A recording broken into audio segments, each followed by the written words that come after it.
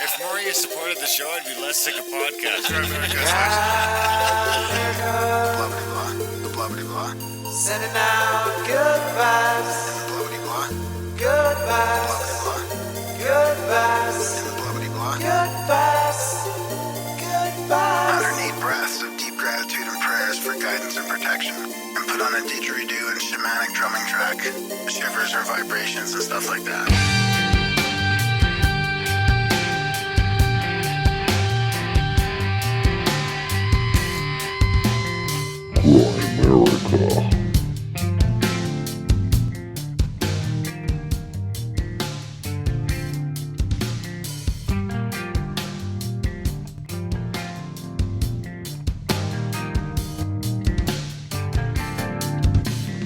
Okay, guys, welcome back to the Grimerica Show.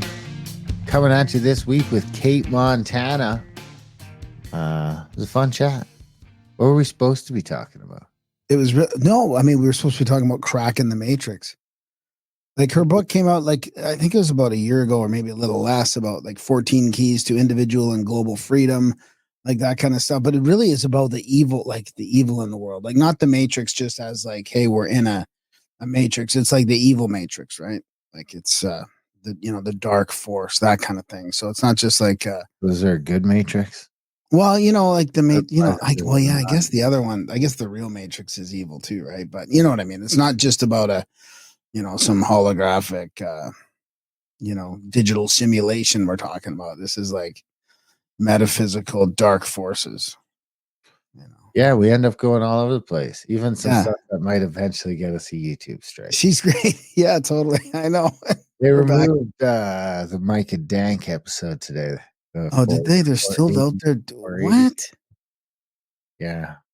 But we didn't realize that it was a violation at the time. So they're not going to cause a strike. Which old Micah Dank was that one? Like a really old one or one of the recent ones? Of course, if people want to skip all this, they can go to the timestamp in the show notes and click on that. It'll take you directly to our interview with Cate. So let me see. YouTube removed your content. Hey, Grimerica Show. We wanted to let you know our team reviewed your content, and we think it violates our medical misinformation policy. We know you may not have realized this was a violation of our policies at the time, so we're not applying a strike to your channel. However, we have removed the following content from YouTube. Number 481, Micah Dank, Astrotheology and Bible Decoding. Zodiac, Jesus and the Monks. We realize this may be disappointing news, but it's our job to make sure that YouTube is a safe place for all. Oh, except for me. If you think we've made a mistake, you can appeal this decision. So I wonder if I click on this, it'll tell me. I mean, I feel like that's like the evil matrix right there. That's them. That's the matrix like fighting back, Because weren't we just allowed to stream on there again recently? Like we can stream now. This won't affect our streaming ability. I mean, in a lot of ways, we just weren't because we had 2 strikes. Yeah. It says I don't have permission. We're always in this like perpetual strike mode with YouTube almost getting canceled. I mean, we're not relying on it, but it's just still nice to have our stuff there for, Google's algos. Not that really they're helping us at all, but just for searchability and findability. And, there's a few hundred people it was 400 or 500 people every week that would listen. It was a pretty consistent number. We never got up over, 12,000 subs in the last 6 years. 13.7.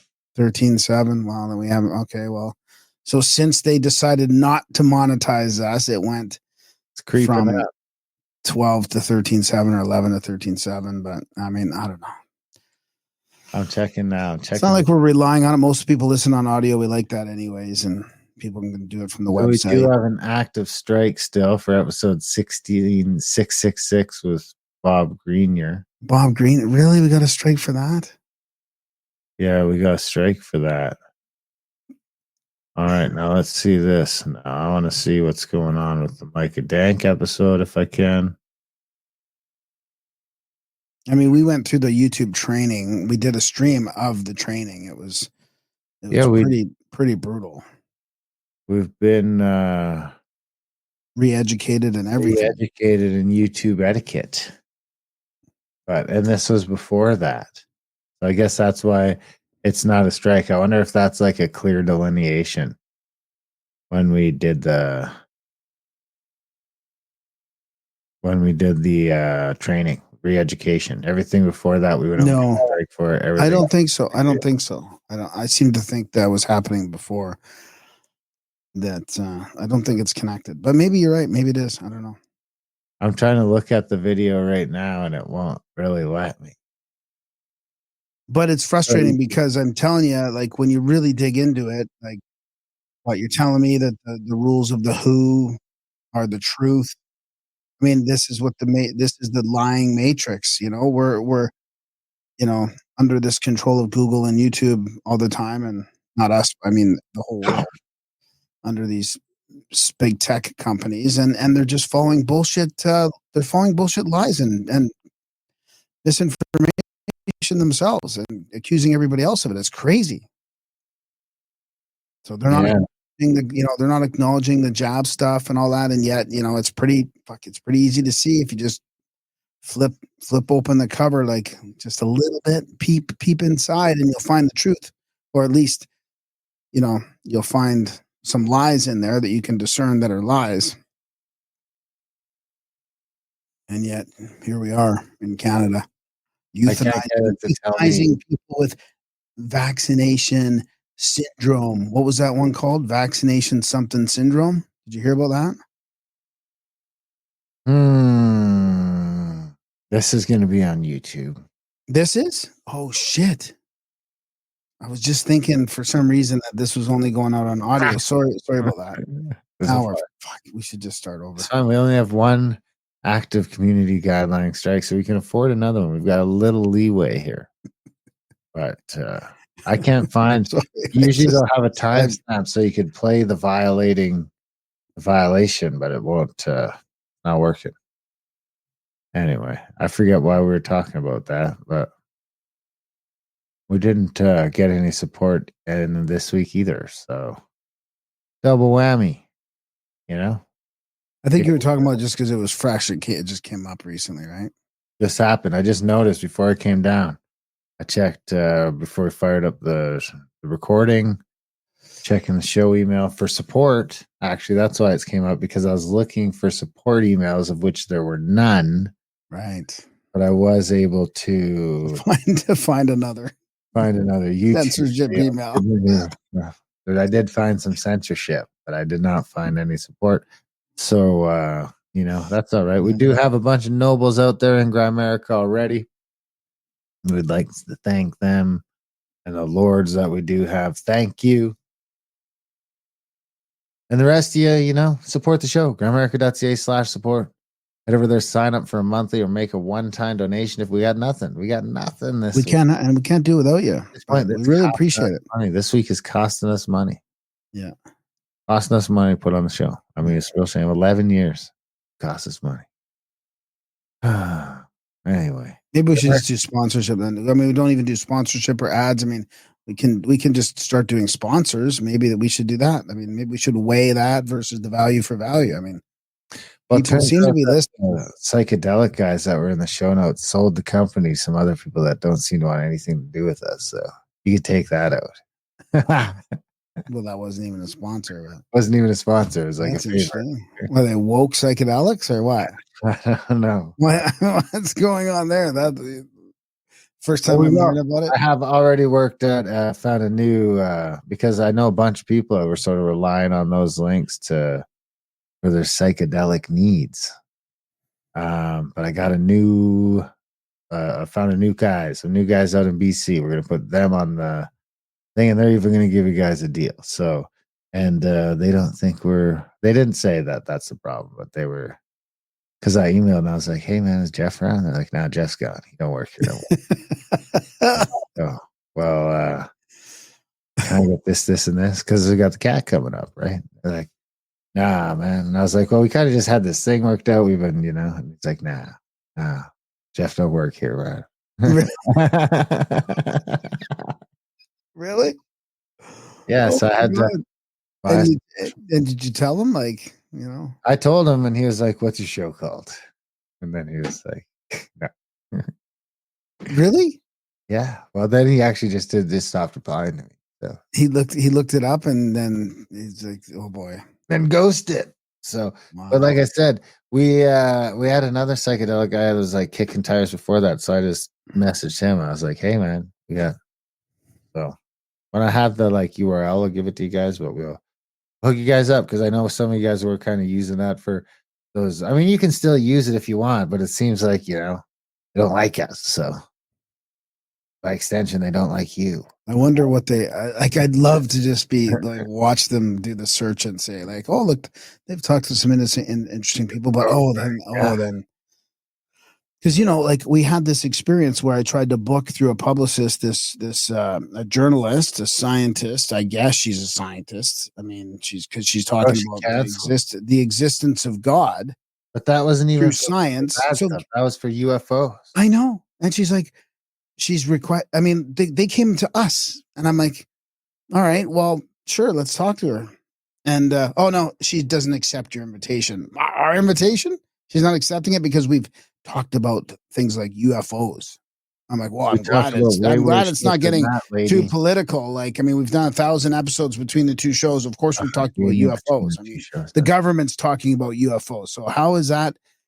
I think it was an excuse that it was political, but she used UFOs. Like, if you're gonna cancel somebody or like not show up on a show that you asked to be on because of political, can't you just be honest about it and just say, like, I believe in cancel culture and censorship and not free speech, and I don't want to be in your show because you guys are, All right. far right or alt right or something, or you're like racist or I don't think we're homophobes, far or right. I like think you we're might as well just start calling us names instead of couching it under UFOs because we've talked about UFOs. Oh my God, what a lame excuse that was. and UFOs And UFOs.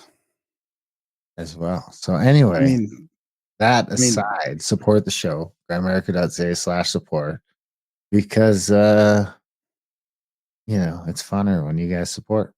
We're not going to complain too much. We have a great event coming up. It's going to be a small, intimate little event here with just a handful of people. We have the hunting thing coming up in just a few days. Lord Tony the Fag is going to be here.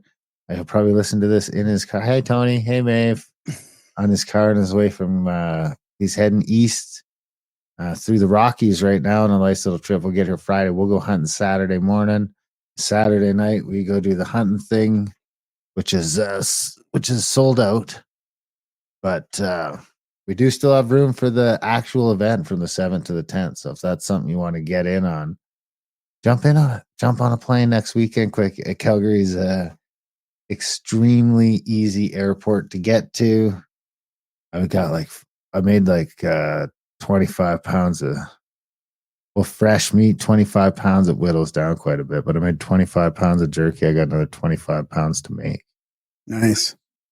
We're gonna have some duck on the menu, some moose, some hearts. I got a couple of hearts, a couple of elk hearts saved for heart night. Oh yeah, and Brandon Powell and Brandon Powell with the breath work and the Graham's karaoke. hot springs and the cold plunge and yeah. Gonna be a time you could get in fast, get in now. I mean, do it. Shoot me an email if we make a deal. I'm in deal making mode. We got a couple empty beds. So give us an email if you want to get in. We'll see what we can do. And come on down for the event. It's gonna be a good one. Darren at grimerica.com. Or you can That's email me too. My email's in the notes and stuff. So email Graham at correct. and I'll pass it on. Yeah, right. But come on down. We're gonna have a time out there. It's gonna be a good one. We'll have a bunch of moose meat. Like I said, I'm making a bunch of moose jerky right now. It's gonna be good. Support the show. Nikki the Dude's coming for sure.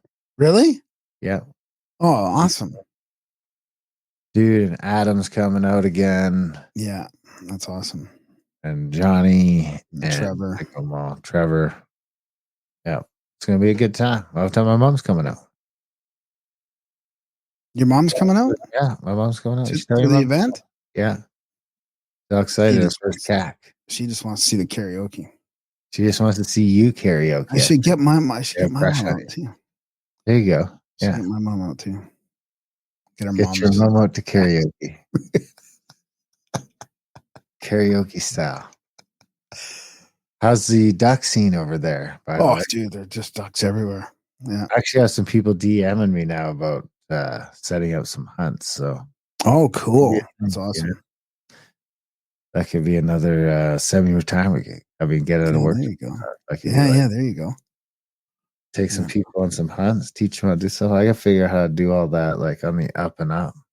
To be honest with you, I like the big sky. I do. I'm starting to appreciate the beauty of the prairies. You know, the sun rising and setting, and the big sky, and the Beats being You in. I know, mean, the forest it is really. nice, and the hills is nice, but it just you never see the sun. It's just you really notice it because then I came here for I was here for like 4 years, and like you go to the mountains, but you don't stay there long. And then I had to go to Canmore and work there for like 6 months straight, and I was staying there for like 5 or 6 nights a week, and then you'd come home and then go back. And it is like the sun was only up for like 5 hours a day. Yeah, yeah, totally. Like, this is fucking crazy. Yeah. I see the sunshine from the crack of dawn to the crack of. And like I mentioned, I don't want to repeat myself all the time, but I was visiting my sister on the Sunshine Coast, which is like the wet coast, basically. And you're in these like valleys in the rainforest with, low cloud cover, and it's dark, dark in the winter, like early, like 5, 6 o'clock, dark. And it never even gets that dark here in the prairies with the big sky. And it just doesn't get that dark. Like I think even with a new moon, you can still kind of, you still have that big sky and like it's and the clouds are higher up. Like it's just weird. It's different. Yeah. I never knew that it was such a difference in the darkness. Like you have to wear reflectors walking around at night there because you cannot see people. What? In the dark? Yeah. One time in the rain on 17th Avenue, I almost ran over a black dude. He just jumped out. It was like dark, like pitch black at night, like 8 o'clock at night in the dead of winter. But then it was like rain, like freezing rain. He just jumped right out, and he was like wearing black, man. He was like, you look taken aback because I said a black guy. I mean, would it have been okay if I was hitting a white guy? Well, you could have just said he was wearing a black jacket, like he was dressed in black. Well, I wouldn't be telling the whole story. No wonder why the new psychedelic company doesn't want anything to do with this. The new one does. The old one doesn't. The new owners of the old one don't. So I don't know. I was a black guy. Sorry. Does that make it extra offensive? I mean, it shouldn't, right? It shouldn't be. It shouldn't at all. I mean, that's what's crazy. But this is what the world we're living in now. That's right. It's a wonderful world, though, isn't it? Yep. What do you got? What have you been up to?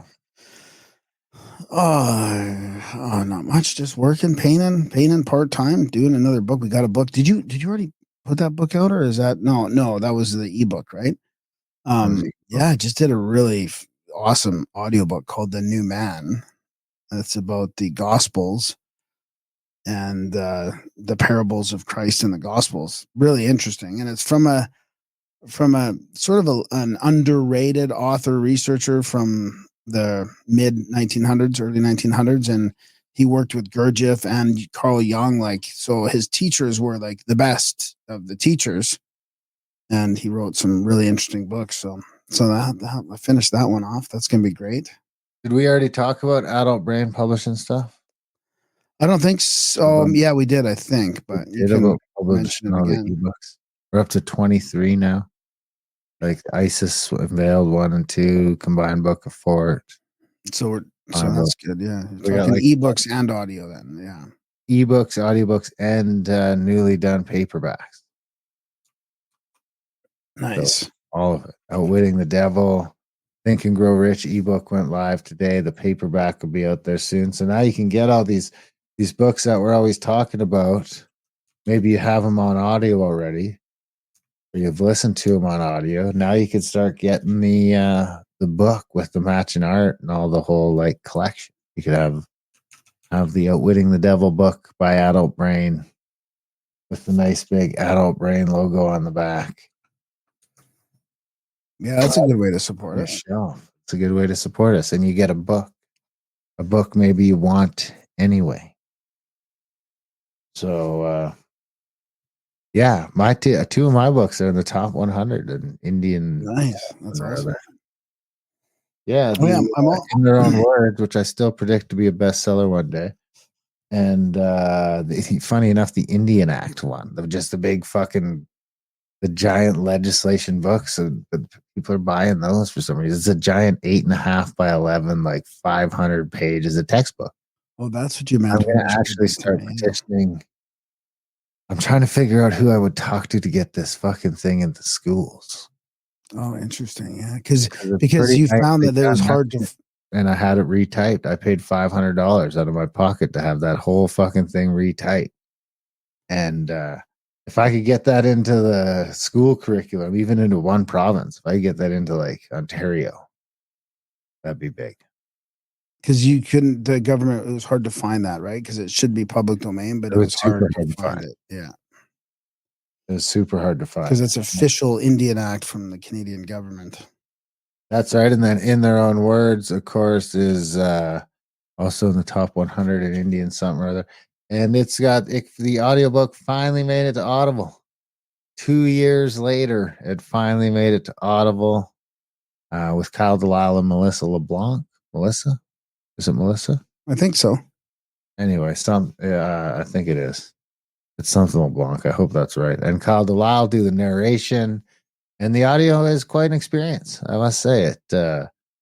I mean, I can't. It's been so long ago now, but I had a couple of a nice Indian lady and Kyle the Mohawk read the parts of the students, the male parts and the female parts, and there's some nice, played it up with a little music, some Indian music and Indian flute and stuff like that. Feather Not Dot. And that's out on Audible finally. So, that's exciting stuff too. So people can check that out. Get those books. Get the audiobooks. What else? Well, I mean, maybe I should just pull up Adult Brain, that audio website, because I don't know if we've talked about this last time, but I mean, there is some new books out there in podcast form too. Edgar Allan Poe, Tales, Horror, and Death, which is kind of interesting because it's like tales from the 1800s, how they were writing about horror and death back then. Machiavelli, the Prince, The Varieties of Religious Experiences from William James is out too.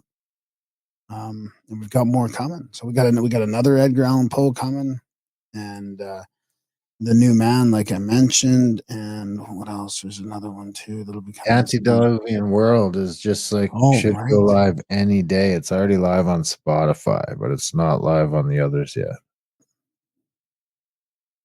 That was interesting too. Way more interesting than I expected it to be. So keep an eye open for that one. That's Ignatius Donnelly's coming out. Actually, it's already on Spotify. It's on Spotify. Yeah. Audible on Spotify. I mean, you should really check out that Outwitting the Devil. We get that one. We just got another review today. This is a really good book. I recommend everyone read it. If you're struggling with purpose in life, this will help you find it. It really is one of those seminal books. It's one of those books that's a great honor for Adult Brain to revive and get into, because the only other copy is that shitty one with Sharon Lecter. Who wants to listen to her cutting in all the time? Fucking nobody. Nobody. And then what else we got? We got, of course, Will Stickle book, the Trudeau one is out there. We got the new one. Did we talk about this? Our Home and Native Land? No. The cover art is fucking banging. Yeah, that's a good one. But yeah, this has been half of the native. Yeah. And that one's another one that could just be like a good textbook book. Can you give us the gist of that one? Like, do you talk about the ownership of the land and the crown land and all that in there? And land is very formulaic, as it's sort of like a breakdown of the same sort of things, chapter by chapter. And it's all about land. I can give you the chapters. Yeah. pre-colonial era, the colonial land grab, the expansion of the Canadian state, the modern area of dispossession, Indigenous resilience and resistance, and the way forward. If you've been following my Substack, you've probably read the book already. Yeah. Because it's a collection of articles from that, basically. So the back of the book is also banging on this one, I gotta say. Again, with the nice adult brain logo. Because the land was not just a resource to be exploited, but a living entity that Indigenous peoples cared for and respected for thousands of years. For millennia, Indigenous peoples in what is now Canada lived in harmony with their lands. Then came colonization, a campaign of dispossession that severed the deep spiritual and cultural ties Indigenous communities had with their territories. Our home and native land delves into the dark history of the land theft, forced treaties, and ongoing struggles to reclaim land rights. This book examines the legal, political, and cultural battles that Indigenous peoples continue to fight, shedding light on the deep-rooted issues that still affect their communities today. As Canada confronts its colonial past, this book serves as both a reminder and a call to action. Reconciliation cannot be achieved without returning what was unjustly taken, the land. Nice. Which, if anyone who follows along knows, that's all I care about as an Indian in Canada, as an Indigenous person. I can't say Indian even to the Indians; they don't like it. I can You say mean the feathers? the feathers, They don't like it either. What do they like? like Indian. What because of the modern stuff, or First Nations, I think. because of the modern stuff, or I think probably from the first go around. I mean, because it went to First Nations a while back, right? yeah. Back when I was a kid, it was First Nation. Yeah. Now it's Indigenous. But didn't it go somewhere? Anything but Indian is fine. But didn't it go somewhere between First Nations and Indigenous too? Oh, I'm sure there's a few. There was like Aboriginal and I don't know what else. First, I don't know. There was a few for sure. I can't think of them off the top of my head. But when I was a kid, it was First Nations. Yeah. But my card still says registered Indian. So I'll just continue to use that one. Not that I care. I really don't care. All I care about is maybe 160 acres. That's it. I have a very clear price. 160 acres. And you got me. I'll shut the fuck up. Unpublish the books. 160 acres. Actually, I wouldn't unpublish the books. But I would feel like that's the starting point for getting away from the Indian Act. Right. Because 168, that's quite a bit, I guess. Yeah, that's enough. Quarter section. Quarter section. I think a section is 640. Yeah. 640 acres by 640 acres. Which is a mile by a mile section, a full section. Oh, that's it? A mile by a mile? So 160 acres would only be 640 acres. 160 would be a quarter mile. So it's a quarter mile by quarter mile. Yeah, quarter section. So that would be about what, 1,200 feet? 5280. It's like, so it'd be like a quarter of that. So it'd be like 1,300 feet. Not 1,300 feet by 1,300 feet. Yeah, it doesn't seem this place is a quarter section. Yours is a quarter section? Yeah. It's cut off funny because of the lake. Yeah. And the canal, but it would be other than that. All the range roads are quarter sections. You know, when you get to range, they're all a section apart. Sorry, not a quarter, a full section. A mile. Range road every mile. From the Montana days still. But anyway, I just need 160 acres because that's what the going rate was back in the day. If you just came here, we'll give you 160 acres. Okay, well, here I am. I'm a little late, but it wasn't an option at the time for me. So I'll just take that. And then you could have my treaty card. Basically. But that'd have to be like en masse, obviously. Yeah. Otherwise, that'd just be a sellout. Yeah. You know? That being said, we've all got our price. America.ca/support, guys. If you can, when you can. Do you have a bio? Did you already do the bio? No, I didn't. But Kate's been, man, she's been doing this stuff for 30, 40 years, alternative health. She was part of the What the Bleep Do We Know? I've got her, and her website is, I'm just trying to, I had it open here. Now I can't find it. I've got too many tabs open. Oh my God, where did it go? Oh, there it is. CateMontana.com, but also her Substack is banging these days too. She's got a lot on her Substack, so I'm just gonna quickly pull that up too, just so you know what that is. And these links are in the show notes. It's cmontana.substack.com, and yeah, she's written a whole bunch of books too, like the E Word, the Heart of the Matter, Unearthing Venus, My Cat's in the Way, Apollo and Me, the one we talk about mainly tonight is Cracking the Matrix, 14 Keys to Individual and Global Freedom. And she's got an interesting one coming out about the gender stuff. So, yeah, so check it out. It's a really fun chat, and check out her links in the show notes. Check them out. Enjoy the chat. One and only Cate Montana.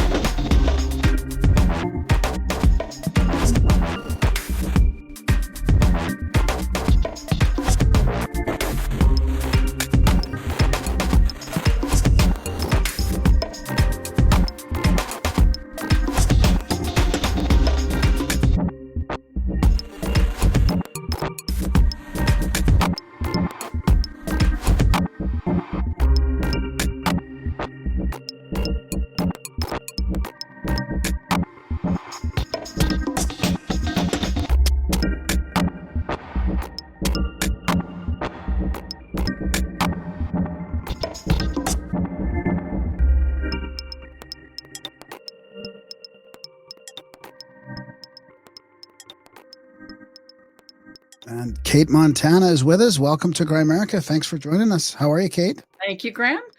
I'm in Hawaii. What can I say? I won't Yes. rub it in either. Oh, the place where I love Hawaii's wet. Like I love the weather there. How it's just like 85 all year round. You know, Something like it's that. yeah. Yeah. I live on the side of a volcano at 4,000 feet, so Oh, do you? I have a little bit more temperate in the 70s, and I don't complain. If I want to get overheated, then I go down the mountain to the beach on Maui? on Yeah. Maui. Yeah. That I went up that volcano once, and I saw the full. It just happened to be. I don't think I planned it this way. It happened to be the sun setting and the full moon rising. Oh my God, nice. it was unbelievable. I've driven up Haleakala at full moon, and it's like being in a spotlight. It's like being kind of in cloudy, foggy weather with the sun out. It's Right. amazing. Yeah. Beautiful. Which island is that? Maui. Maui. Yeah, we've got the 4th largest telescope array on the planet here. Nice. I've never been to Hawaii, but I'm going to the Big Island in April. Oh, cool. You know, I never wanted to even visit the Hawaiian Islands. I just figured they were just one more despoiled paradise, and who I didn't want to have to see that. And I was on a book tour with one of my other books, The E Word, that Simon & Schuster brought out in 2017. And I was on a book tour, and anyway, long story short, I was looking for a new place to live because I'd been like 28 years in the Pacific Northwest, and I was so done. And none of the places that I thought I wanted to move, like, you know, Santa Fe or Boulder, Colorado, or, you know, some Santa Barbara, California, some cool place, and nothing, nada. And a friend invited me to come stay on Maui for a month, and I had nothing else going on. I was like, oh, Jan, okay, I'll go to Maui, whatever. And day 3, literally the spirit of the island just reached out and just grabbed me and went, you come home. Wow. You come home and let me take care of you. And it was just like, Okay. So I stayed my month, and then I went home and sold everything I owned and shipped my Wow, car and really? Hey, packed holy 2 good. suitcases and came back. Good for you. That's awesome. And it was Maui. Was it Maui that did it too? It was Or Maui. Yeah, I've never been on, well, I've been on a couple of the other islands that have been local to around Maui, but yeah, I haven't been to Kauai. I've kind of passed through Oahu, but every island has its signature frequency, and Maui obviously is mine. wow, good for you. That's interesting. So, I mean, the one of the reasons why I wanted to have you on the show is, and thanks for coming on last minute and all that. But I mean, I know I just love the thought about cracking the matrix and is that your latest book? I actually have another book coming out next month. It's called Gender, Patriarchy, and Sexual Mind Control: Breaking Free. Wow. Yeah, yeah, another light topic of conversation. Well, let's make sure we talk about that one before you go for sure. Like let's get a good plug in on that one. That sounds fascinating too. But I mean, just the fact that you've got all this experience in the alternative health and spirituality and all that, and just the fact that you came through everything in the last few years, and you're like, okay, we're going to talk about the evil that's here. Like it seemed, I got the sense that you came out with your eyes open and you're like aware of sort of what's going on. Cause I feel like so many communities kind of got split and people just didn't come along like you expected. And you're like, what is happening to half of humanity, even in like our somewhat awake communities? Yeah, no, I was really shocked, Graham. I've been a alternative medical journalist for 30 years and part of the new age spirituality community, and where everybody is into healthy eating and alternative healing modalities and all this awakenedness. No, I won't go wokeness, but anyway. And then COVID hit, and everybody just seemed to go into a trance. And I had spent 35 years in the whole spiritual arena. I was part of the whole movie. I don't know if you're familiar with the film What the Bleep Do We Know, which came out. Oh yeah. Yeah. That had a huge impact on me. I mean, honestly, I absolutely love that. I've seen it multiple times. I remember that, yeah, very, very clearly. And it was huge. I worked with the filmmakers. And Okay. I worked with the filmmakers for years, promoting that and interviewing, most all of the scientists around the whole topic of consciousness and quantum physics and the marriage of quantum physics and mystical states and mysticism and the scientific explanation for all of that. And but I was so shocked, Graham, that when COVID hit, it was like popping the positivity bubble, if you will. It was it certainly popped my positivity bubble. And I looked around at the world and I was like, well, what the hell am I missing? Obviously, I've missed something enormous, because happy thoughts and making a list of positive things and meditating several hours a day, when I get up off my zazen pillow, the world is falling apart right around my ears. And then, totalitarian regimes moving in and health mandates and all this astonishing stuff was hitting. And I'm like, well, okay, what have I missed? Well, I missed the whole other side of life called the dark side. The dark side. And because, if you're in the whole new age arena, like I was, it was like you focus on the light. It was about being good and pure and moving into your Christ higher self. And it was always about up and out and up to God and the light. And what was the book came out like, I think in the 80s, it was like, you can't afford the luxury of a negative thought. And I remember when that book came out and I looked at it and I was like, and I just aged myself right there. But anyway, I remember looking at that title and going, well, I'm screwed. I mean, you can't afford the luxury of a negative thought. This is impossible. So the whole focus on the happy land, I was like, okay. So I turned around and I decided to research, for lack of a better word, evil. Because evil seemed to be the only word that I could apply to what was going on in the world. And much to my shock, my research led me to the understanding of well, I was raised in the Christian church like so many people, and the whole idea about the devil and the cloven hooves and the horns and the tail and always seemed really kind of childish. Um, it seemed really highly superficial and very limited. So I had completely dismissed that kind of talk about evil. Um, and so then when I started doing research, it was like, well, every culture on every continent for thousands of years, Graham, have the understanding and the name for this. I'll call it a negative force, if you will, a negative entropic parasitic energy. We can call it evil if we want.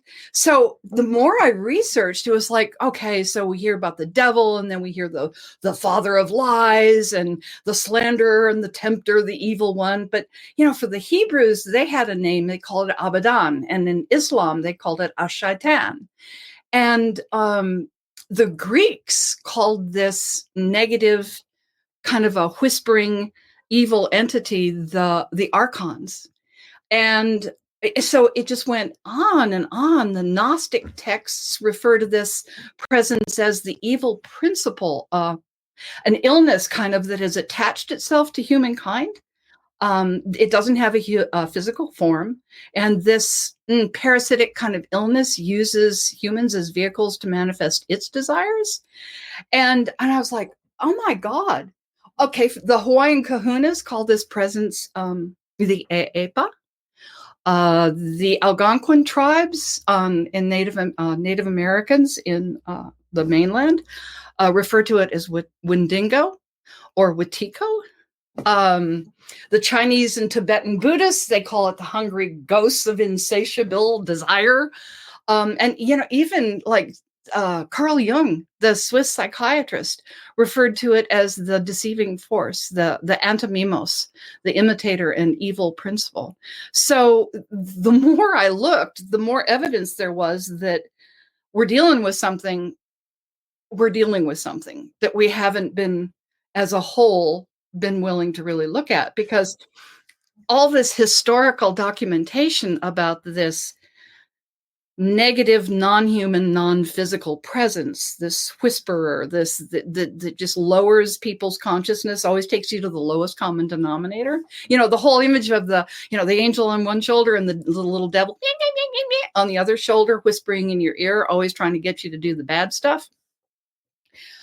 And it was so ubiquitous. It was so everywhere for thousands of years, far back as I could trace it, for like 7,000 years, that I was like, well, the next question was, well, shoot. I was going to say something else, but he was like, well, That's okay. is it, oh, okay. Well, shit. If we've known about it for thousands of years, how come we don't know about it? Yeah. Well, what when you first started thinking about this because of what happened? Mm-hmm. How was there a mechanism? Like, how did you imagine it sort of like infecting humanity at that time, and did that change as your research went on? Like, because it's the mechanism is really interesting. Obviously, the mechanism interesting is part really interesting, and that's actually the whole thing right there. Because, well, all right, so I'm going to answer my first question before I get to that. It's like, well, if we've known about it for thousands of years, how come we actually don't know about it and address it? And that's what made me start looking at the campaign to keep this presence secret. Because this presence is non-physical. It is a influencer. It is a low frequency and non-physical being. I called it astral at first, but I don't think that's exactly it. I have now come to feel that it is an interdimensional presence, intelligence that actually weaves between and resides between dimensions, and that actually then penetrates us on the mental level, and penetrates us on the emotional level, specifically wherever we've got wounds, wherever we're hurting, and we're all hurting in one way, shape, form, or another. Wherever we've got gaps in our own psyche, wherever we've got self-doubt, nobody I know has self-doubt, wherever we find self-loathing, all of these are programs that have been brought in to make us actually lower our own frequency and have all these horrific ideas about what humanity actually is. But that comes from this influence. I'm going to call it the archons, for lack of a better. Yeah. That seems to be like one of the best blanket terms for it, really. Yeah. And so it is a non-physical. Have you ever had just kind of like this impulse that, like out of the blue, just to do something that isn't very nice? And it's just like, where the hell did that come from? That's not me. That kind of thought, like, I don't know, you're petting a dog, and then all of a sudden there's this weird kind of impulse to just kind of like smack it. It's like, where did that come from? I don't hit dogs. Where did that come from? It's not me. It isn't you. Never. And so there are these nudges, these impulses that, again, if we're psychically vulnerable, if we're emotionally vulnerable, what about physically vulnerable? I mean, does it rarely come as well physically, like as an actual possession, or? Absolutely, it works as a possession. Absolutely. I think, well, all right. Since I wrote Cracking the Matrix, I thought I was kind of immune to this whole influence because, hey, I'm writing a book about it and I know about it. And then I started uncovering programs in myself that were aligned with childhood abuse issues and wounds, where I was really driven, Graham, driven to succeed, driven to be perfect, driven. And I always thought it was just me, that I was just born a type A personality.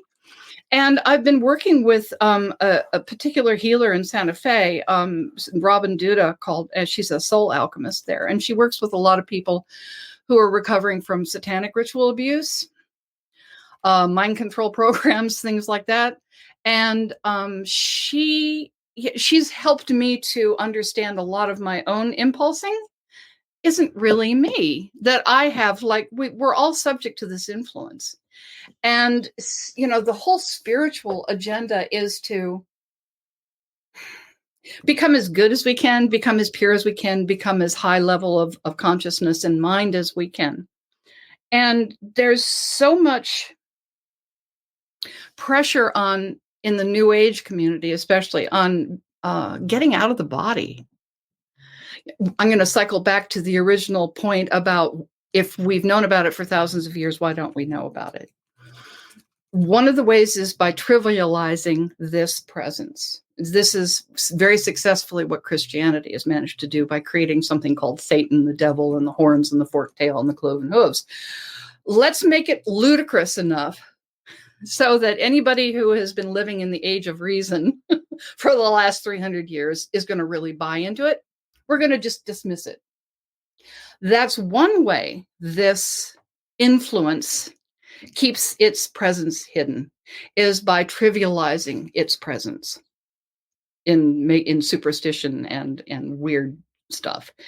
The other way, and the New Age community is equally guilty in this, which was a big surprise and an aha for me, in this whole incessant focus on going out to God, becoming higher, becoming the Christ self, the enlightened self. And it's all this meditative, close your eyes and get out of your body. Well, when you get out of your body, you make room for something else to come in. And you don't even notice it. And then you start thinking certain ways or acting certain ways, and you just think it's you, because you just think it's you. Like, as I say, I thought I was just this driven type A personality, but actually, ever since I was a very young child, and subject to a bunch of abuse, that opened the door for my own wounding and my own open door to having, this influence. And it's not, so many people, they're scared. You start bringing up the topic of evil, and it's like, let's run away. let's not look at this. We don't want to look at this. Well, yeah, because it's, again, here's another thing. We don't look at it and engage it as a real thing to deal with because it's too scary. You know, you've got Linda Blair in The Exorcist and God knows all these other horrific TV shows and movies showing poltergeist and all of this stuff. And so then we fall into fear and give this presence enormous amounts of power.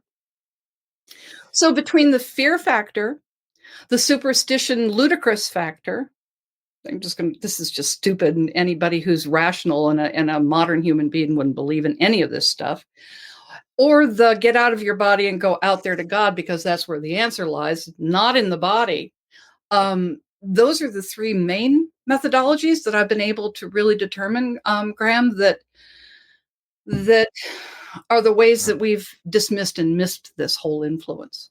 Okay. I got another one that might add to that, but before that, I think Darren, were you going to ask if it's always there, getting you to? Well, no, I was going to ask if it's always that makes you want to kick the dog. I mean, don't I ever just want to kick the dog because sometimes I'm an asshole, and maybe the dog kind of pisses me off, or is it?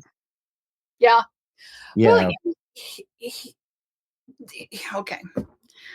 So it's really hard at this point in time to imagine that human beings are actually spirit beings of love. Because, well, look at the state of the world. It's a freaking mess. It's a nightmare.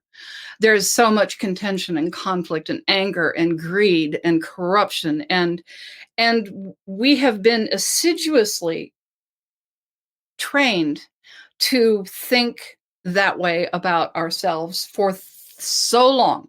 And I mean, thousands of years. And that's why religion and we have original sin and all that. Yeah. And I mean, original sin. Oh, well, you want an interesting story about how this influence actually works? Let me talk about original sin for a second. Is that okay? Yeah. Yeah. So this is so cool. But Darren, sometimes that yapping dog in the middle of the night, you just want to go out and kick it to the moon and back. Absolutely. But this influence is such that it is, I guess the best way to put it is anti-life. It's anti-love. It is not about health. It's not about growth. It's not about kindness. It's not about love. It's not about cooperation. It's about control, pain, and suffering, and evoking negative emotions, anger, guilt, remorse, self-doubt, self-hatred, all of those things, because those are that's its food source, is emotional energy like that. And so if we look at our world, and one of the things that when I really started putting all the pieces together, it was like, holy shit, the whole world started to make sense, why it's such a nightmare and why we're at each other's throats all the time. We have been assiduous. That's why I called it the Matrix. We've been assiduously programmed into self-doubt, self-hatred, violence, conflict, pain, suffering, less than a slave mentality, if you will. This extremely despairing and self-despising. And the trick about this whole influence is that it's non-physical, okay? It doesn't have enough power to pick up this pen. It's got to get me to pick up the pen for it, okay?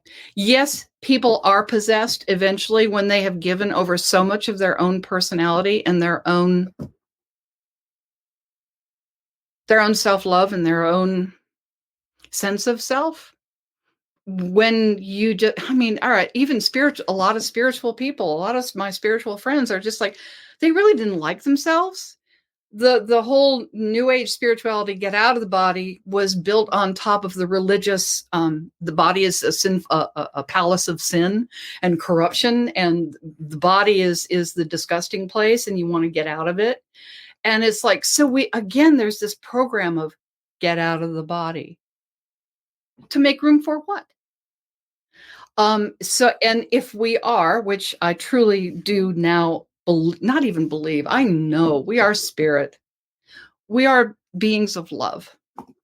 And when I say love, it's not, oh, I'm nice and kind all the time, even when I don't want to be, which is hypocrisy.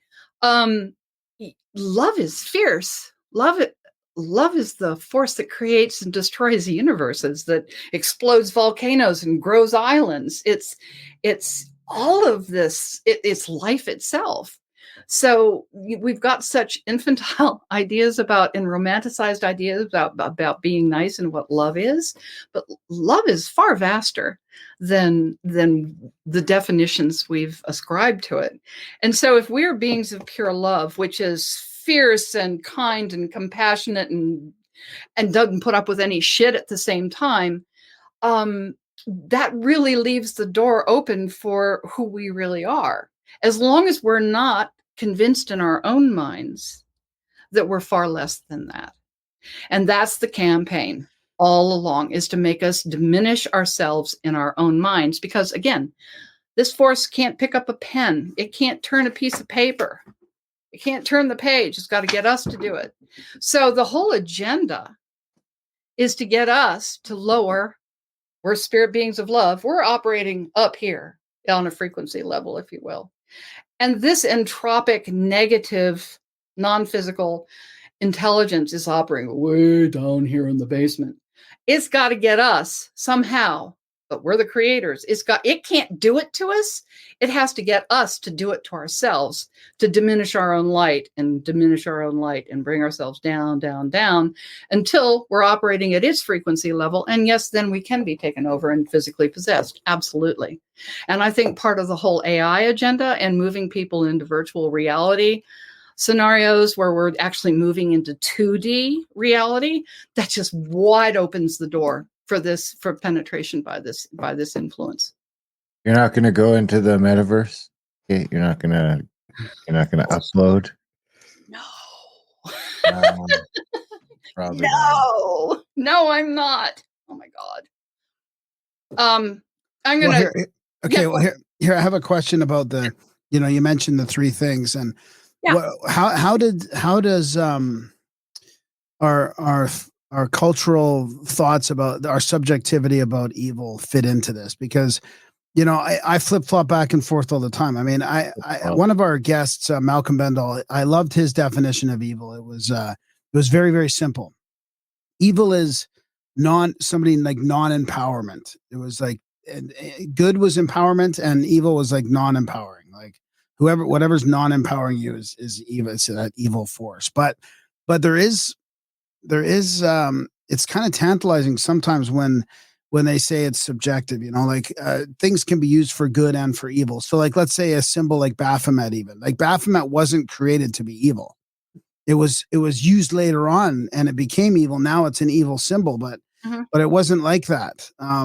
Or let's say, other sort of ancient wisdom type stuff, like where, it's like, how does that play into it? Because I feel like sometimes I'm there. I'm like, okay, well, this can be used for good or evil. It's not like evil, inherently evil, may not be a thing. Isn't it based on our perception and our subjectivity? Like, what if even like the evil people, right? Some of you might say, well, like this is evil going on in the world, but do they think they're evil? Do they think they're doing good? So how does that play into it?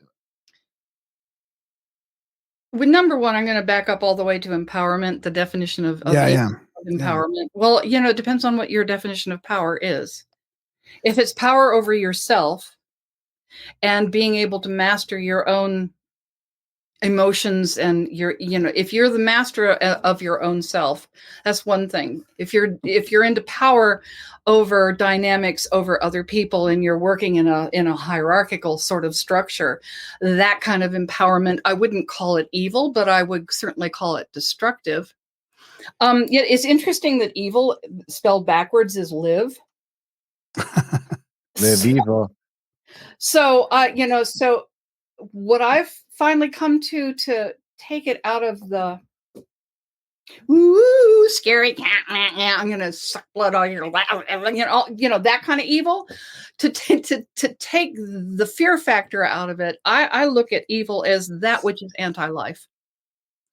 Life is about growth, health, creation. It's all in, everything is interconnected. So it's about support, mutual support.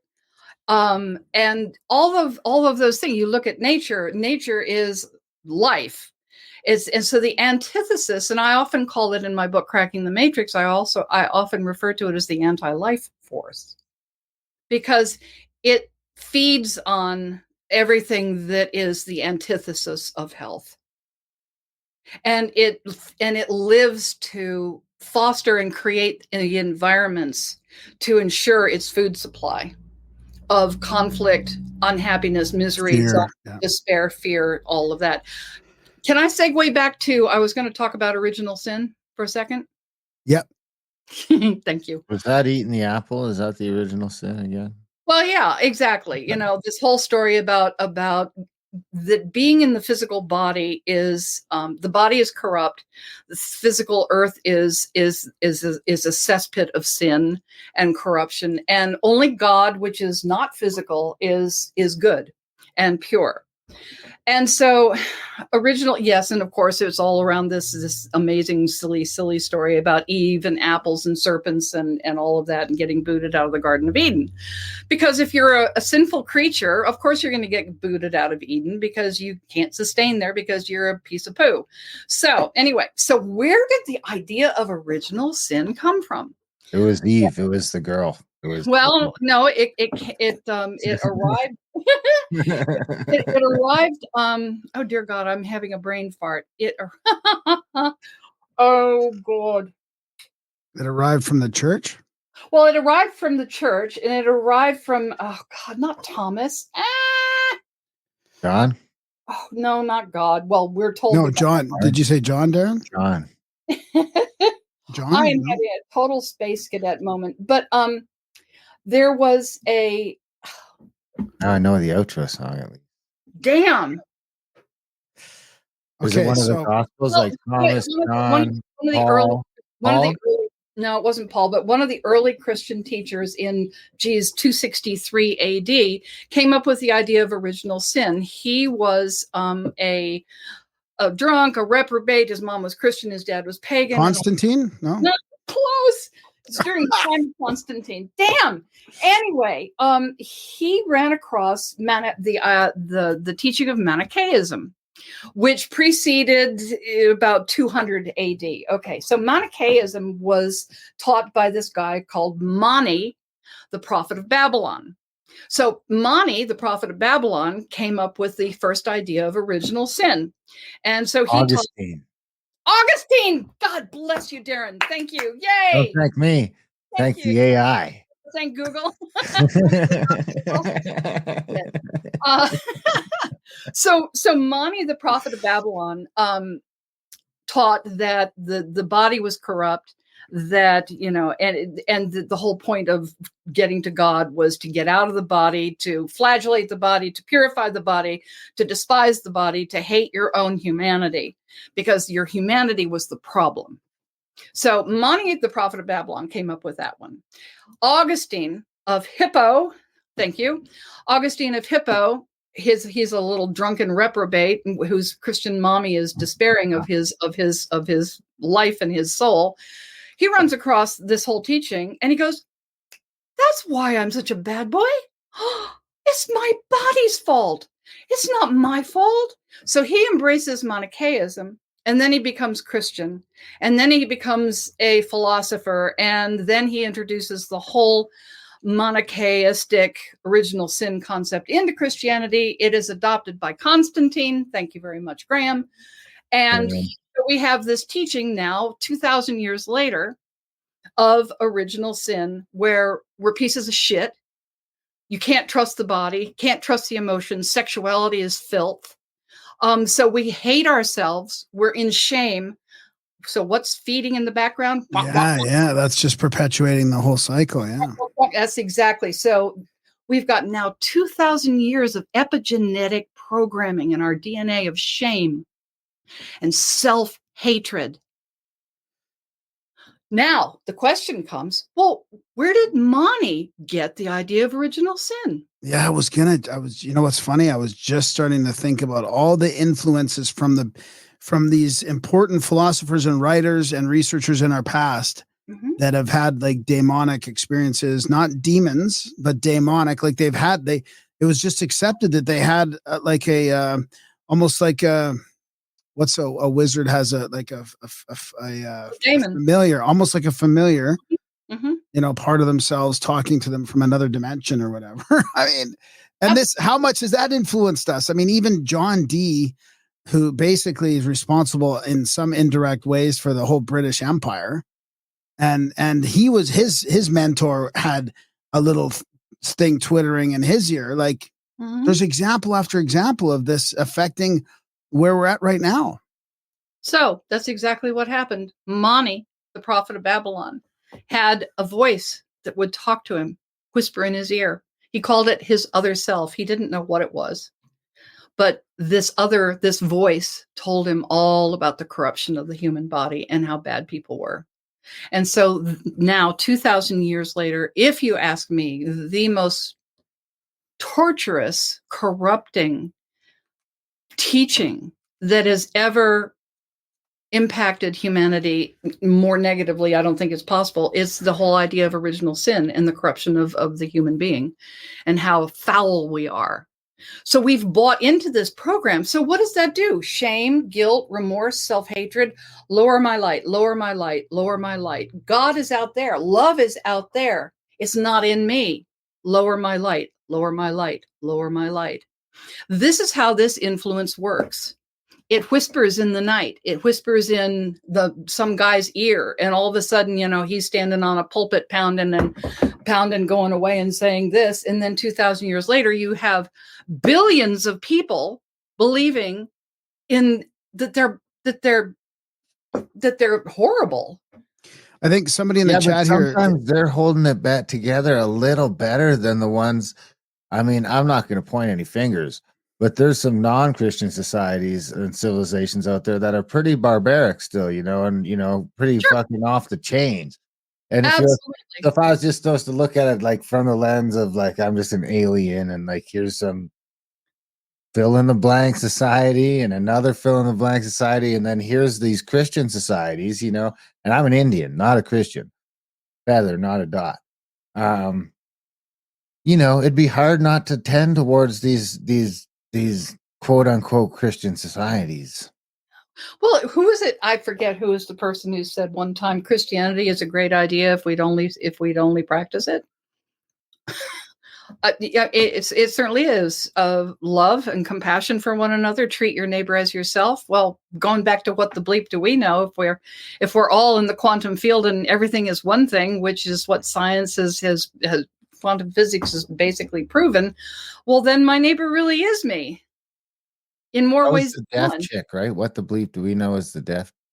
The deaf girl. Oh, the deaf chick. Yes. Yeah. I remember that Carly one. That was actually, I remember watching that because I wasn't into any of this stuff, and it was just like me and my buddies all stoned out, and we rented it for some reason to throw it on, and we're just like, "What the fuck is going on?" I bet it blew your mind. Here we are. That's great. That's great. Yeah, no, exactly. So this is how this influencer works from the non-physical. It's a whisper campaign, and it's all about getting us, who are the creative power here, to create our own downfall and to create our own matrix and imprisonment. Interesting. So Grateful Preps and Jay says it was in the Bible prior to Augustine. Now, you did say that, right? It did come from an earlier time, but he's the one that. Yeah, it originally came from Mani, as I say, around 235 AD, something like that. Yeah, and it had, again, he's not the only person that this idea has been pushed to. So yeah, it's like whoever's the weakest vessel, whatever the weakest mind is, that's where it's going to come through. That's one of the reasons that doing a lot of drugs and alcohol isn't the greatest idea, because we just open up our auric field for penetration. Yeah, I was going to mention addiction earlier when you were naming all those things because Yeah. yeah. Yeah. And then, of course, why are we so freaking addicted? Well, we hate ourselves. So Yeah. I may as well just get drunk or That whatever. from the original sin, Huh? or is that from the original sin, or is What? that just from like I don't know what's that from? Does seem to be a thing though that everyone needs to overcome on their own basis, whether regardless of their background. I wonder, do you know? Is there any sort of cultures that seem to be afflicted with it less, with self hate less? Well, I think probably, like the original Hawaii Polynesian cultures. Yeah. Before Christianity came in the door. I hate to point the finger at Christianity, but it's been it the focus has not been on love. I would agree with that. Yeah. So, the ideal of what Christ stood for, supposedly, um, is beautiful. But like so many things, if we're looking at hierarchical power structures, you got this dude called the Pope and, at the top and which, oh my God, you guys are into, all this stuff just as well as I do, the whole satanic influence in the whole Catholic Church and on, which if you're looking at power, it's not even suspect. It's if you're looking at a power over hierarchical structure that wants control, then you're dealing with this force.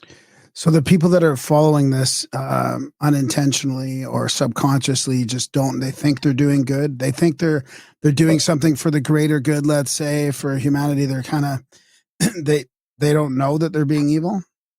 Well, it depends. Here we go back to what's your definition of evil. I will never be able to say, the ritual rape of a baby. I can only call that evil. No, I'm thinking more of like subtle stuff, like wanting to tattle on your neighbors for not doing certain things. Here It we comes go. back to that simple definition of like that's disempowering to me. Human nature. I'm not going to even try to pretend that I know the answer. I've got the understanding that I know we're spirit, and I know spirit is of love, life. It's at this very high frequency. How far we've gone into the dark, if you will, I really don't know.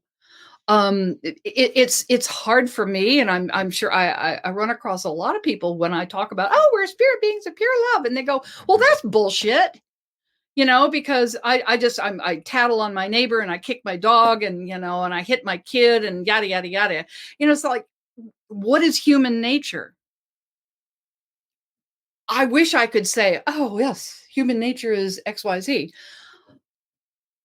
I think originally human nature was totally just aligned with the purity of life. But that doesn't mean that you just roll over and that you don't stand up for yourself. It doesn't mean that you don't, if somebody's threatening your wife or your child, it doesn't mean you don't put a bullet through their freaking head. Yeah. So yeah, exactly. That's where love can bite. So what are some of the keys? Life doesn't put up with that shit. Yeah, exactly. What are some keys then to because what do we do here? I mean, how do we get through this? Because it's becoming, there's kind of a great awakening happening. Obviously, there's some sort of shift happening, but I mean, how is this going to play out? Are we? What should we do? Like, what are some of the keys for ourselves? Or is this truly a different time now, a different space? Like, are we in? Because how sometimes it feels like we are in unbelievable moments right now. Like it's fascinating to watch everything happen. Or is it always like that? I mean, are the scales going to tip? No, the scales have already tipped, if you ask me, and you just did. So I think the scales have already tipped. And what's happening and why everything is turning to shit in front of our very eyes is because as there is more and more the force of love, real love, not romantic, silly love, but the force of love, the force of life, the life force itself is rising more and more, and it's pushing all this shit to the surface. It's really like popping a zit. All the stuff that's been suppressed, hidden, and is now rising to the surface. We're seeing it. I mean, COVID was the most, talk about the Great Awakening. It's not the it's not the doggone awakening I was hoping for when I used to be a spiritual person. I just wanted to sit on a cloud of light and bliss and float off into the golden sunset or whatever. And it's just like, oh, I'm going to have to awake to what's really going on. I'm going to have to grow up and really address the dark inside of me and learn about my own light. And I'm going to have to learn how to love myself. Oh boy. Okay. So is that what one of the main keys comes back to is love is yourself? It really does. So, well, what's the last thing we're taught? To love ourselves? No, we're not taught that. So that really is bottom line the key. But, the best place to start is to recognize that this influence doesn't have a freaking bit of power, except we give it to it with our own fears, our own superstitions, our own self-doubt. So number one is that. The big thing, Graham, is that if you look at the tone and the tenure and the program of the Matrix, it's all about get out of your body, get distracted, hook up to AI, virtual reality, whatever, because you're untrustworthy. Your brain can't compute as well as AI, and you're going to be a lapdog to AI if you don't hook up. All these fear-based messages about, take the vax, take the whatever, the neural lace implant, et cetera, is about divorcing ourselves from our bodies. The body is actually the key. And that's why there's been such a violent campaign against the body for so many thousands of years. Does that include like the Falun Gong stuff and stuff like that in China? Is that connected to that? Is that like their version of the same thing? I don't know. I'm really not familiar with that movement, I must admit. So what I advise, what I've done for myself to unhook and to move beyond this influence and into my own power, because that's the whole frickin' key. We're going to come back to empowerment, is moving into our own genuine power, who we really are. If we are beings of love, whatever that is, life itself, again, growth, evolution, creativity, community, communions, mutual support, interconnection, those are all life force impulses. So the more we can disconnect from the media matrix, the more we can disconnect. I'm sitting here on an Ethernet cable. I finally unhooked my Wi-Fi. I finally got it. And the lessening of the EM frequency fields in my house has been shocking.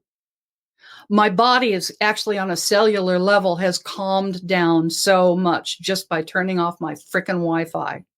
And I have a faster connectivity with an Ethernet cable anyway. Noticeably? Noticeably? Yeah. Noticeably. Is it a pain in the ass to walk around the house with my laptop with a 50-foot Ethernet cable driving me? Yes, it is. Well, you could just run a lot of that on data. Like, what about, can you run it off your phone or no? No, I'm in the middle of nowhere in the Pacific Ocean and cell reception sucks. So be in nature more. We're talking about fields. We're talking about information fields. We're talking about frequency. Life is high frequency. We're talking about this anti-life force. Well, what's the opposite of the anti-life force is life. And life isn't about just, sucking down the bourbon, watching Netflix, 8 hours a night. Get out in nature as much as possible. Take your frickin' sandals and shoes off and walk barefoot. Get grounded to the electromagnetic field of the earth. If you can, spend 15, 20 minutes a day, literally sitting your butt on the ground with the phone in the house, not on you, and be with yourself. Be with life.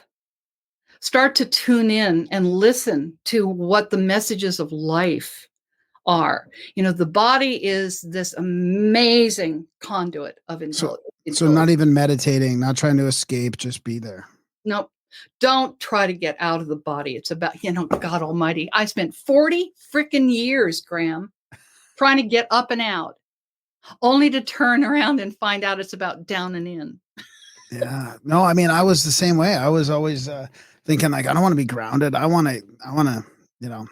Yes, that's the program. See how insidious this is?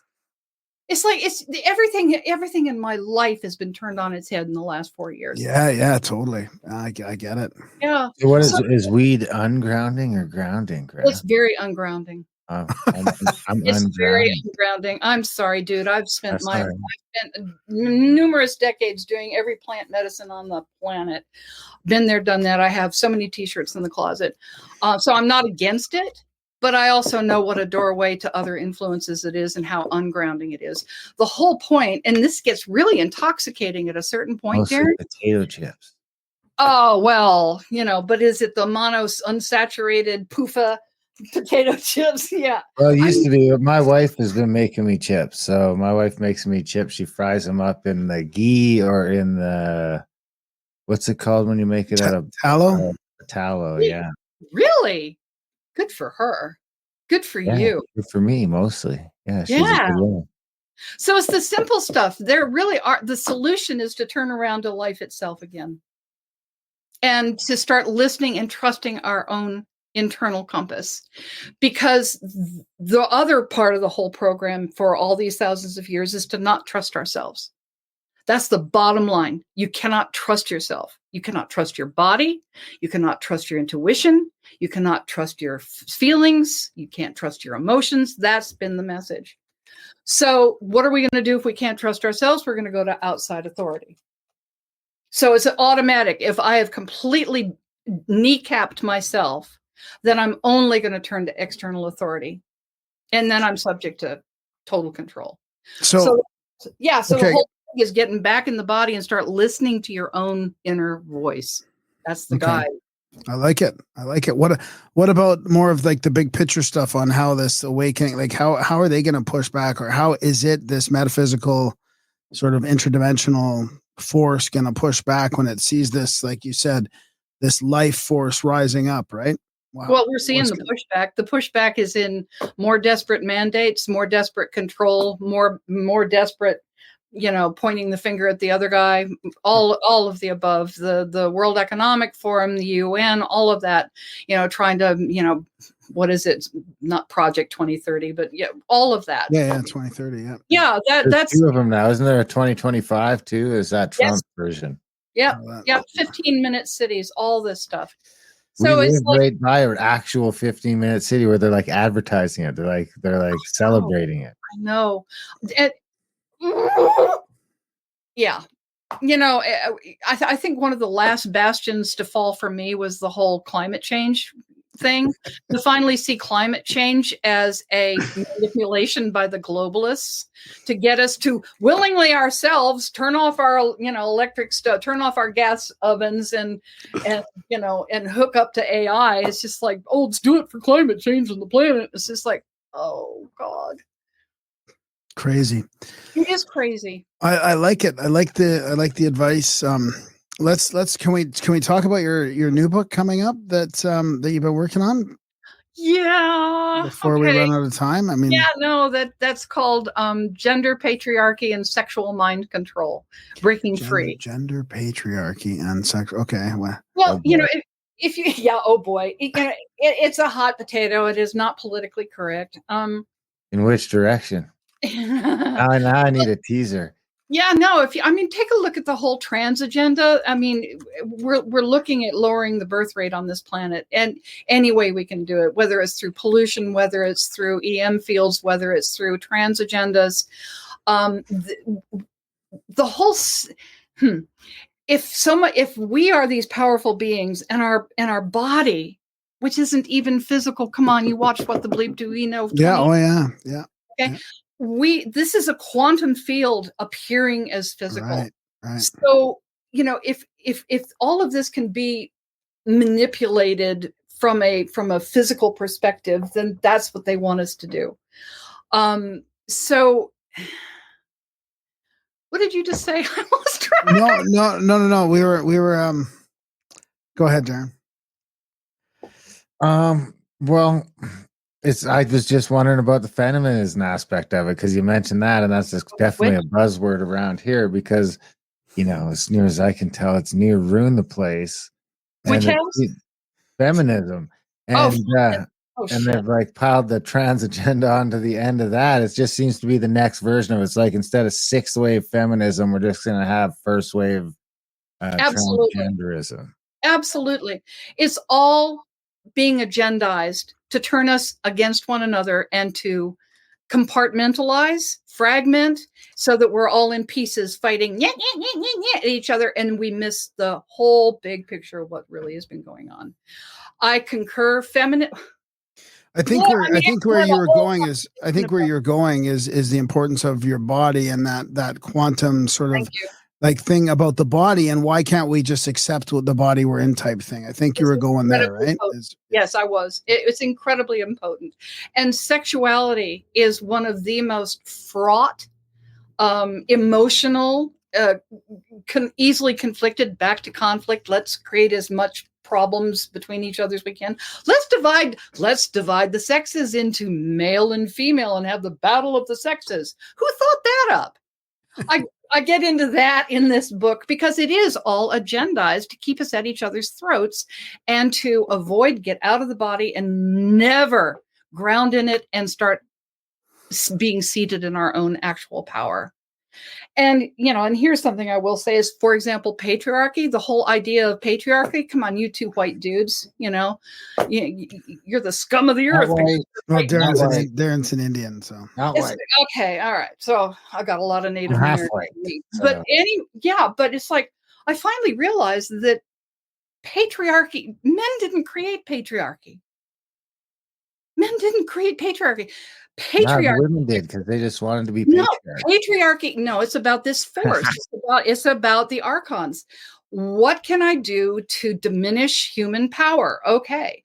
So the patriarchy is the twisting of the masculine into something violent, crude, cruel, and conflict-ridden. So if you look at in terms of energy, and you look at the original idea about the yin and the yang systems of energy. I mean, when creation happened and the Big Bang happened, the thing that was created first within less than a second was positrons and electrons. The positive electromagnetic force and the negative electromagnetic force, the yang and the yin. These are energy qualitative characteristics. For example, the yang is pointed, sharp, direct, linear, structured. Those are yang characteristics. Well, okay, dudes, more structured. You got a penis that's pointed and hard. You've got all these different aspects of the masculine called the yang. Beautifully balanced with all of the yin, the receptive, fertile, female, dark versus light, round and soft versus hard and pointed, on and on and on, yang and yang, yang and yin, qualitative electromagnetic energetic qualities. And within every yang, there's a little bit of yin, and with every yin, there's a little bit of yang. Yang, exactly. But if you take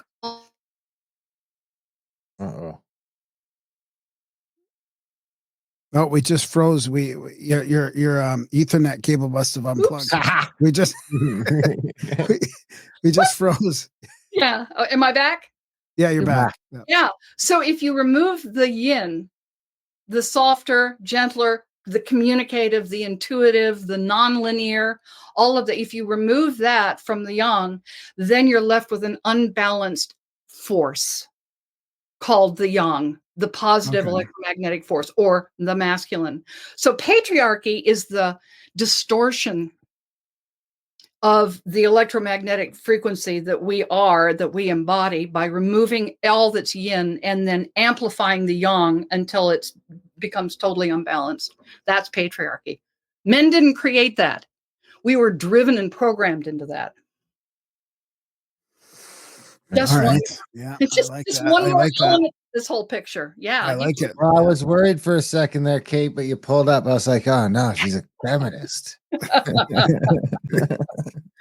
Feminism. The first wave was probably all right. There's like But I think it still had sinister motivations It from the very does. beginning, from the communists. Well, all right. What's You behind think it's the that? archives, but I think it's the communists. Absolutely. But Because maybe they're the same thing. Well, just like patriarchy has been a bastardization of the young electromagnetic principle of the positive force, the whole feminism is not about equality. How can women having to become men be equality? What's equality is bringing in the appreciation and the balance of the yin energetics of communication, cooperation, receptivity, vulnerability, emotion, intuition. If we reintroduce the feminine yin into our social structure, then we have social balance electromagnetically of the yang and the yin. That's equality. Me growing a dick is not, and having to go out and compete and beat the guys is not equality for me. They actually cut it out of your arm. I know, or Use out of your your forearm. thigh. Yeah, Or it's your not- thigh. I know I've got a friend who did that. Okay. Anyway, that's a whole other conversation. They might go crazy. I mean, I just love it how we had you on, like, because I didn't know about this, and I had you on to talk about cracking the matrix. But I love when we have guests on and like you're kind of on the same page with us already. Like you're kind of following obviously the same. I don't know. It's just fascinating to me, Isn't it? Yeah, There's it so really many, is. it goes on and on. There is not an aspect to life, not education, not politics, not medicine, not science, philosophy. Nothing is untouched by this. Yeah, exactly.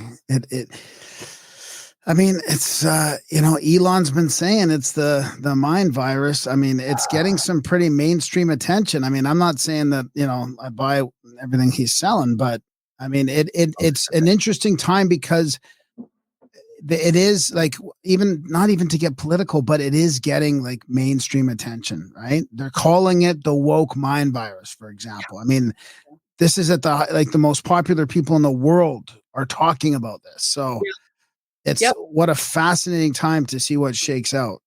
Yep, it is. It's extraordinary. I know Elon. I really want to trust him. And when he started pushing Neuralink, he lost me.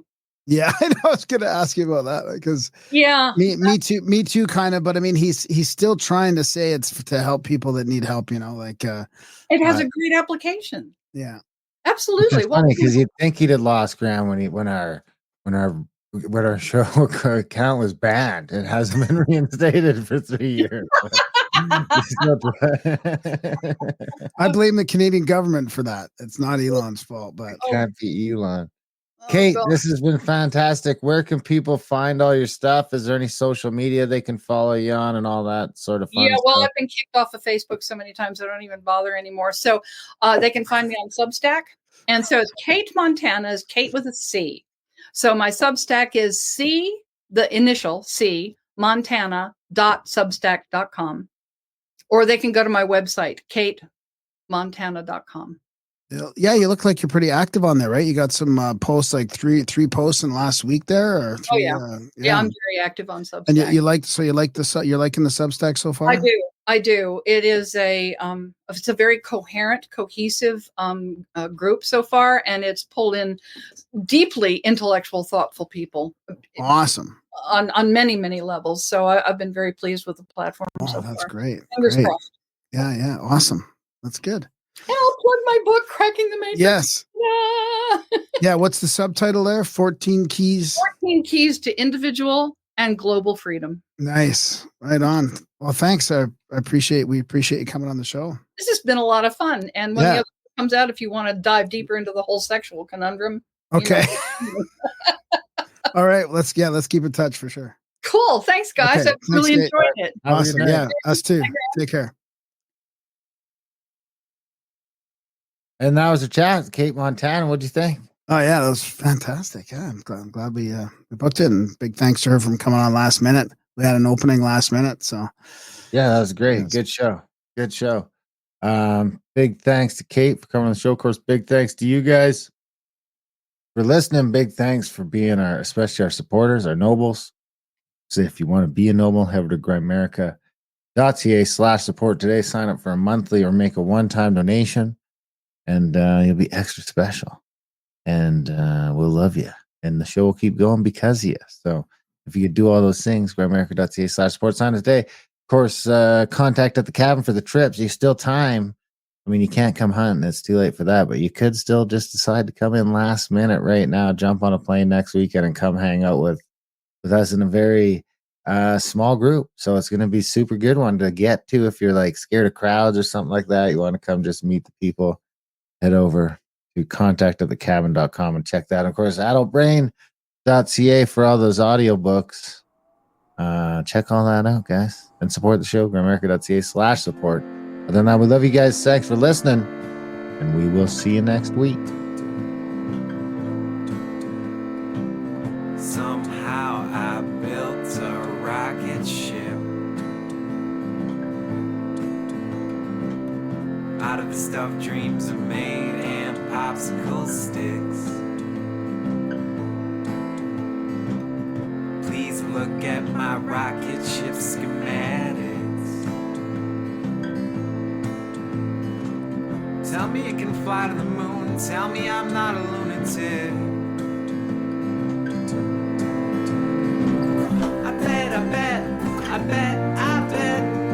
bet you think I'm the space cadet. I bet you think I'm the space cadet. No regret, I do not fret, 'cause I am a space cadet. In my hands I have a gas can and matchsticks. Yes, Earth is my home, but I need a vacation from all the sadness, the chaos, and dramatics. I'll let you do the countdown. 3, 2, 1, no hesitation. I bet you think I'm a space cadet. I bet you think I'm a space cadet. I bet you think I'm a space cadet. No regret, I do not fret, 'cause I am a space cadet. No regret, I do not fret, 'cause I am a dreamer. Look at my rocket ship fly by, trailing behind a silver streamer. No regret, I do not fret, 'cause I am a space cadet. No regret, I do not fret, 'cause I am a dreamer. Look at my rocket ship fly by, trailing behind a silver streamer.